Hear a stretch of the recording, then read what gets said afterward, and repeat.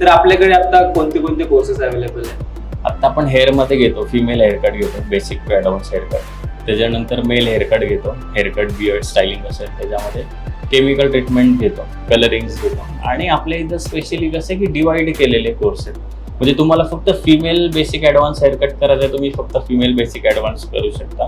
किंवा एखाद्याला फक्त कलरिंग करायचं, एखाद्याला फक्त ट्रीटमेंट करायचे, किंवा एखाद्याला फक्त हेअरकट करायचं. पण ते पण करण्याआधी आपण तो स्टुडंट आल्यानंतर तिची आपण टेस्ट घेतो की खरंच तुला काय येतंय.